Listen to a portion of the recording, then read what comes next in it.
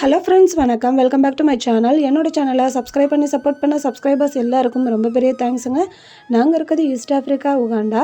இன்றைக்கி இந்த வீடியோவில் நம்ம எதை பற்றி பார்க்க போகிறோம்னு பார்த்தீங்கன்னா, தைப்பூச விரதத்தை பற்றி தான் பார்க்க போகிறோம். சில பேர் 48 நாள், 21 நாள், 11 நாள், 6 நாள் விரதம் ஆரம்பிச்சிருப்பாங்க.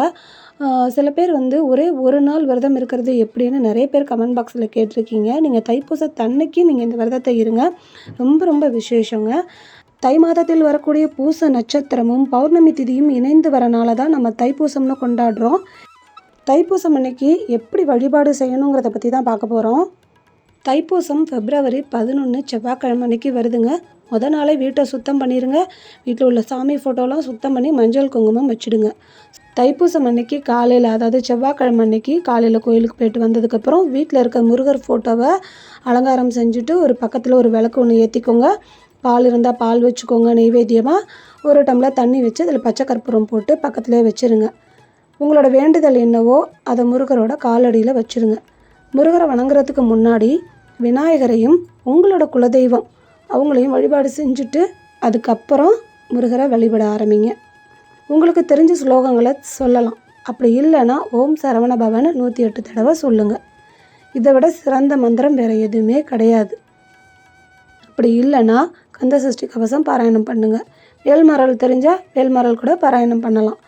வீட்டில் வேல் இருக்குது, சிலை இருக்குது, அபிஷேகம் பண்ணலாமா அப்படின்னா தாராளமாக செய்யலாம். காலையில் சாயங்காலம் 2 வேளையும் அபிஷேகம் பண்ணுறதுனாலும் பண்ணலாம், இல்லை ஒரு வேளை அபிஷேகம் பண்ணி வழிபாடு செய்கிறதுனாலும் செய்யலாம். அபிஷேகம் பண்ணுறதுக்கு 3, 5, 7ங்கிற எண்ணிக்கையில் அபிஷேகம் பண்ணிக்கலாம்.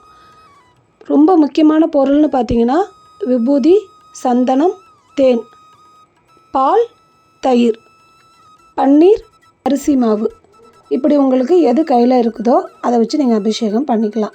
காலையில் சாயங்காலம் 2 வேளையும் சாம்பிராணி போடுங்க. வீடே கமன்னு வச்சுக்கோங்க. தைப்பூசம் அன்னைக்கு பார்த்திங்கன்னா காலையில், மத்தியானம், சாயங்காலம்னு முழு நாளுமே முருகரை வழிபாடு செஞ்சுக்கிட்டே இருங்க. முருகன்கிட்ட என்ன கேட்கணுமோ கேட்டுக்கிட்டே இருங்க. அவருக்கு பிடித்தமான பாடல்களை பாடுங்க. அப்படி இல்லைன்னா டிவியில் வேல்மரல் போட்டுட்டு கேளுங்க. வெற்றிலை தீபம் ஏற்றுறதுனா காலையில், அப்படி இல்லைனா சாயங்காலம். உங்களுக்கு எந்த நேரம் வசதியோ அந்த நேரத்தில் போடலாம். இல்லை மத்தியானம் வசதியாக இருந்தால் ரொம்ப நல்லது, மத்தியானம் கூட போட்டுக்கலாம். தைப்பூசம் செவ்வாய்க்கிழமை வருது, அதனால் நீங்கள் செவ்வாய் ஹோரையிலேயே வெற்றிலை தீபம் போடலாம். காலையில் 6 to 7, மத்தியானம் 1 to 2, இரவு 8 to 9. 3 வேளையும் விளக்கேற்றணுமா அப்படின்னா அது உங்கள் சௌரியத்தை பொறுத்து இருக்குது. இப்போ நான் எப்படின்னா காலையிலையும் விளக்கேற்றுவேன், மத்தியானம் வடை பாயசம் செய்கிற மாதிரி இருந்தால் மத்தியானமும் விளக்கேற்றி சாமி கும்பிடுவேன், சாயங்காலமும் விளக்கேற்றுவேன். உங்களால் மத்தியானம் முடியும் அப்படிங்கிற பட்சத்தில் வடை பாயசம் பண்ணி முருகருக்கு படைச்சி நீங்கள் சாப்பிடலாம். அப்படி இல்லைன்னா சாயங்காலம் உங்களோட விரதத்தை நிறைவு செய்கிற மாதிரி இருந்தால் பால் பாயாசம், சக்கரை பொங்கல், அப்படி இல்லைன்னா பயிறு பாயாசம், உங்களால் எது முடியுமோ ஒரு இனிப்பு செஞ்சு விரதத்தை நிறைவு செஞ்சுக்கோங்க. நான் மத்தியானம் வடை பாயசம் பண்ணி சாமி கும்பிட்ருவேன், சாயங்காலம் பால் பாயசம் பண்ணுவேன். எங்கள் வீட்டில் 48 நாள் விரதம் ஆரம்பித்த நாள்லேருந்து செவ்வாய்க்கிழமை, வெள்ளிக்கிழமை 2 நாளும் வெத்தலை தீபம் நாங்கள் போடுவோம். அதாவது ஒரு வேளை தான் போடுவோம். செவ்வாய்க்கிழமை காலையில் போட முடிஞ்சால் போடுவோம், அப்படி இல்லைன்னா சாயங்காலம் போட முடிஞ்சால் போடுவோம். வெள்ளிக்கிழமை காலையில் போடலாம், அப்படி இல்லைன்னா சாயங்காலம் போடலாம். இல்லை நான் செவ்வாய்க்கிழமையும் போடல, வெள்ளிக்கிழமையும் போடல, தைப்பூசம் அன்னைக்கு போடலாமான்னா தாராளமாக போடலாம். அரிசி மாவால் ஷட்கோணம் கோலம் போட்டுக்கோங்க. ச ர வ ந ப ப அப்படிங்கிற எழுத்து எழுதிக்கோங்க. நடுவில் ஓம்னு எழுதிக்கோங்க. ஒவ்வொரு எழுத்துலையும் வெத்தலை இருந்தால் வெத்தலை வச்சுக்கோங்க. மஞ்சள் குங்குமம் வச்சுட்டு அது மேலே ஒரு அகல் விளக்கு வச்சுக்கோங்க. திரி போட்டு நெய் விட்டு தீபம் பொருத்திக்கோங்க.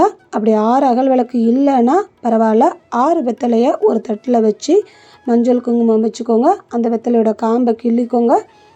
நடுவில் ஒரு அகல் விளக்கு வச்சு அந்த அகல் விளக்கில் கிள்ளின காம்பை போட்டுட்டு அதில் நெய் விட்டு அதுக்கப்புறம் தீபம் பொருத்துங்க. அகல் விளக்கு இருந்தால் அகல் விளக்கு வச்சுக்கோங்க. அப்படி இல்லைன்னா ஓம் விளக்கு இருந்தால் ஓம் விளக்கு வச்சுக்கோங்க. 6 முகம் கொண்ட விளக்கு கூட வச்சு பொருத்திக்கலாம். உங்களோட வசதியை பொறுத்து இருக்குது. நீங்கள் தைப்பூசம் அன்னைக்கு காலையிலேயே இந்த மாதிரி செய்யலாம். அப்படி இல்லைன்னா சாயங்காலம் கூட வெத்தலை தீபம் போட்டுக்கலாம். ஒரு நாள் ஃபுல்லாக சாப்பிடாமல் இருக்கலாமா அப்படின்னா அது உங்களோட உடல்நிலையை பொறுத்து இருக்குது. இப்போ என்னோடய கணவர் பார்த்திங்கன்னா தைப்பூசம் அன்னைக்கும் சரி, சஷ்டி அன்னைக்கும் சரி, ஹோல் டேவும் சாப்பிட மாட்டாங்க. நைட்டு தான் விரதத்தை முடிப்பாங்க. நான் எப்படி பண்ணுவேன்னா மத்தியானம் வடை பாயசம் பண்ணி முருகருக்கு நைவேத்தியம் பண்ணிடுவேன். நைட்டு நாங்கள் 2 பேருமே விரதத்தை முடிச்சிடுவோம். உங்களோட உடல்நிலையை பொறுத்து நீங்கள் வந்து உங்களோட விரதத்தை எப்படி செய்யணுங்கிறத பார்த்துக்கோங்க. உங்களுக்கு ஏதாவது டவுட் இருந்தால் கமெண்ட் பாக்ஸில் சொல்லுங்கள்.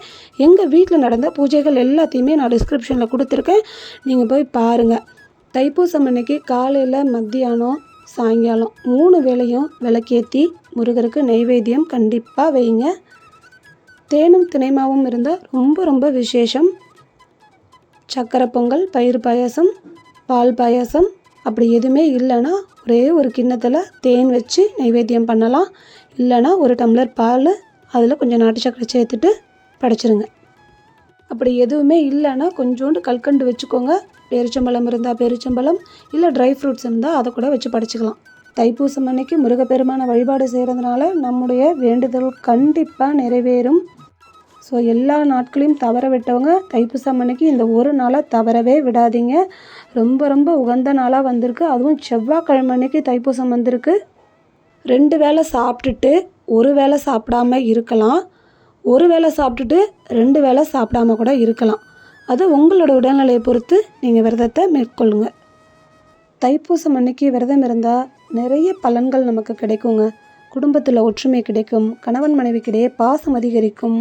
வேலை கிடைக்கல அப்படின்னு இருக்கவங்க தைப்பூசம் அன்னைக்கு விரதம் இருங்க. கண்டிப்பாக நல்ல இடத்துல நல்ல வேலையாக கிடைக்கும். சம்பள உயர்வு வேணும்னு இருக்கவங்க விரதம் இருங்க. தொழில் செய்யக்கூடிய இடத்துல தொழிலில் முன்னேற்றம் வேணும்னு நினைக்கிறவங்க கண்டிப்பாக சஷ்டி விரதம், தைப்பூச விரதம் இருங்க. உங்களோட தொழிலில் நடக்கக்கூடிய மாற்றத்தை பாருங்கள். ரொம்ப ரொம்ப முக்கியம், குழந்தை பாக்கியம் வேணுங்கிறவங்க முருகப்பெருமானை நினச்சி வழிபாடு செஞ்சுட்டு வாங்க. உடனே கிடைக்கலனாலும் கண்டிப்பாக கிடைக்கும். தாமதமாக இருந்தாலும் முருகப்பெருமானை நம்பினா கண்டிப்பாக கைவிட மாட்டார்.